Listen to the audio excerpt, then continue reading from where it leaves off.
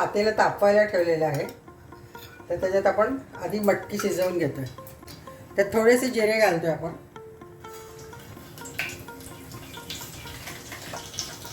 थोडासा हिंग आणि 1 वाटी मटकी भिजवून मोड केलेली आहे. 1 वाटीचं ते फुलवून मोड येऊन 3 वाट्या होतं. ते आपण थोडंसं परतूया म्हणजे त्याचा मोडाचा एक विचित्र वास असतो तो निघून जाईल. आपण परतून घेऊया. 1 मिनिटभर परतूया, मग पाणी घालून शिजवूया. त्याच्यात थोडीशी आपण हळद घालतोय. हिंग, जिरे आणि हळद साधारण मीठ घालून आपण मटकी शिजवून घ्यायला. 1 चमचा थोडंसं मीठ घालूया म्हणजे मटकीमध्ये पण मीठ शिरतं. त्यामुळे थोडीशी मटकी आपण मीठ घालून येतो. मिनिटभर आपण परतवतोय हे. तर आता या मटकीत भरपूर पाणी घालून आपण शिजवून घेतो. त्याच्यातच पाणी आपण कट म्हणून वापरतो. झालेली आहे 1 मिनिटभर. त्याच्यात आपण आता गरम पाणी घालूया. त्याच्यात आपण आता भरपूर पाणी घालूया आणि खूप चेपी होईपर्यंत शिजवून घेऊया. हे आता थोडंसं गरम करायला ठेवलं आहे. त्यात 1 टेबलस्पून धणे आहे, 1 टीस्पून जिरे आहे, 2 छोटी विलायची, थोडासा दालचिनीचा तुकडा आहे, 2 लवंगा, 4-5 काळी मिरी आणि 1 मोठी विलायची. सगळं आपण थोडंसं गरम करून घ्यायचं. तर तेजपान आपण शिजताना याच्यातच टाकू. त्याचा सुवास लागेल. मटकीमध्ये टाकूया. त्याचे आपण वेलचीचे दाणे पण काढून टाकू. थोडंसं एक गरम झालेलं आहे. आपण हे काढून घेऊ. ताजा मसाला आपण वाटून घालणार आहे.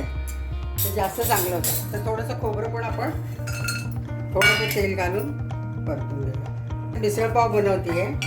तर तुम्ही शेवटपर्यंत बघा. इंटरेस्टिंग रेसिपी आहे. तशी कॉमन आहे पण माझी पद्धत थोडीशी वेगळी आहे. तर तुम्ही करून बघा आणि माझ्या चॅनलला सबस्क्राईब करा आणि माझा व्हिडिओ आवडत असेल तर नक्कीच लाईक करा आणि कॉमेंटमध्ये सांगा कसं झालं आहे आणि तुम्ही कुठून बघता.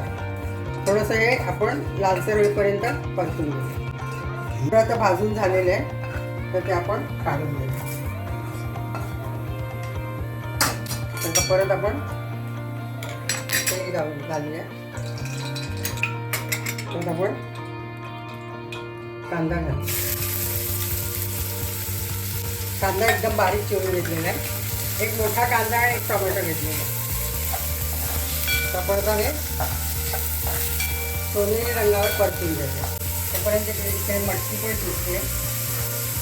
त्याच्यावरून गोष्टी झाली की नाही बघूया. अजून झालेली नाही. अजून 1-5 मिनिटं लागते. 1 चमचाभर तीळ आणि खसखस तुम्ही बाजूनच ठेवली होती ते पण या मसाल्यात आपण घालतो. 1 चमचा खसखस आहे आणि 1 मोठा चमचा तीळ हे पण याच्यात घालतो. हे सगळं आपण सुका मसाला वाटून घेऊ. आधी गार करून घेतलेलं आहे. तर गार झालेलं आहे. त्याच्यात आपण वाटून घेऊ. आपण बारीक वाटून घेतलेलं आहे. मस्त वास येतो याचा खमंग. तर ताजा मसाला करून घेतला तर त्याची टेस्ट चांगलीच येते. तर आपण याचा हा मसाला याच्यात काढून घेऊया. हा मसाला तुम्ही खिचडीत पण घालू शकता, कटाच्या आमटीत घालू शकता, मसाले भातात घालू शकता. हा मल्टीपर्पज मसाला आहे. असं फ्रेश करून घातलं तर त्याची चव भारीच होते. एक आपण छोटीशी मिरची घालतोय. अर्धा इंच आला आहे. 5-6 लसूण पाकळ्या आहे. हे सगळं आपण वाटून त्या फोडणीमध्ये घालणार आहे. कांदा होत आलेलं आहे. आपण त्याच्याकडे लसूण, अद्रक आणि मिरचीची पेस्ट घालू. हे पण थोडंसं अर्धा मिनिट परतून घेऊ. बाहेर आपण खातो मिसळपाव, भरपूर तेल असतं पण मी कमी तेलात करायचा प्रयत्न केलेला आहे. मिसळ ही सर्व ठिकाणी वेगवेगळ्या पद्धतीने केली जाते. कोल्हापूरला मिळते ती त्याच्याबरोबर ब्रेड देतात. पुण्यात ते आता त्याच्यात थोडे पोहे घालतात. नागपूर साईडला त्याच्यात थोडी बटाट्याची भाजी घालतात. मी आपली साधी मिसळ करते.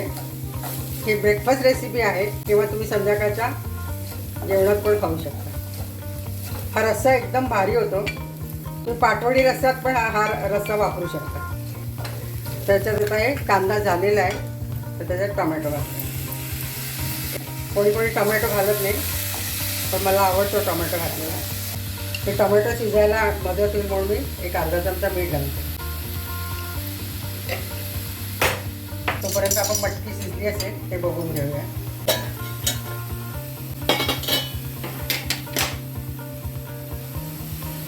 बारीक मटकी होती, तर लवकर शिजली जाते, तरी शिजलेली मटकी.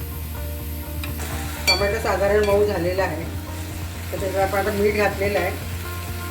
तर एक चमचाभर तिखट घालतोय, एक चमचा भरून धणा जिरा पावडर, अर्धा चमचा हळद, आणि मी घरगुती केलेला हा काळा मसाला आहे, तो एक चमचाभर घालतो. मी आपण फ्रेश मसाला घालणार घालतो.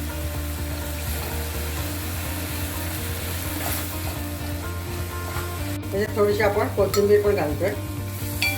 आणि आता परतून झालेलं आहे, तर त्याच्यात आपण गरम पाणी घालूया. तर गरम पाणी घेतलं की तिखटाचा छान रंग येतो. मग आपण गरम पाणी घालूया. त्याच्यातच आपण हा फ्रेश वाटलेला मसाला पण अर्धा घालूया. उरलेला पण दुसऱ्या कुठल्याही भाजीला किंवा रस्स्याला घालू शकतो. इकडे गरम पाणी करून ठेवलेलं होतं, तर ते आपण त्याच्यात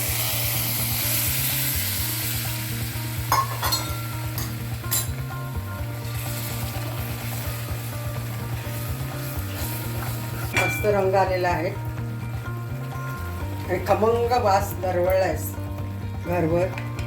तर आपण आता हे थोडा वेळ झाकून ठेवू. 2 मिनटं झाकून त्याला मऊ होऊ दे. मग आपण तो मटकी शिजलेली त्याच्यात घालणार. मला थोडा मसाला कमी वाटला म्हणून सगळ्यात घातला,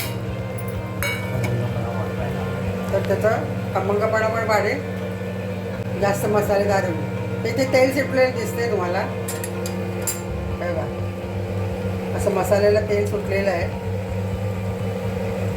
तर आपण त्याच्यात आता गरम पाणी घालूया. थोडी कोथिंबीर घालूया.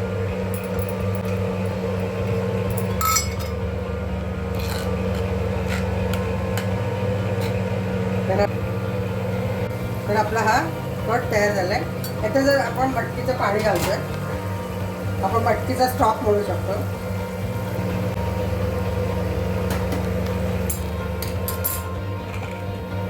बाजूला कपडे होते त्याला, मग मटकी घालतो. आपण थोडीशी मटकी काढून ठेवूया.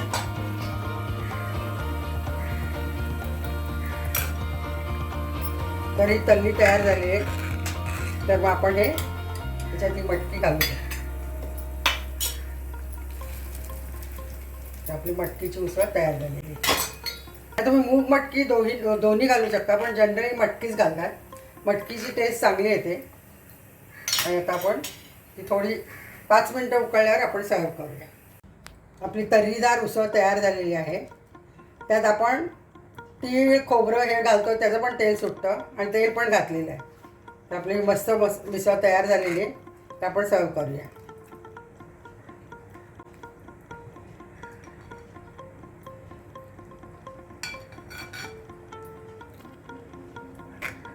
याच्यात आपण आता थोडंसं फरसाण,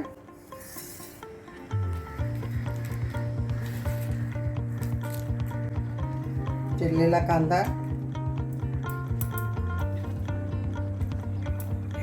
थोडीशी कोथिंबीर,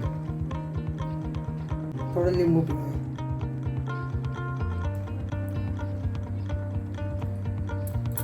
अशी झणझणीत आपली खमंग तर्रीदार उसळ तयार झालेली आहे. तर आता आपण याच्यावर फरसाणवर पण थोडी तर्री घालूया.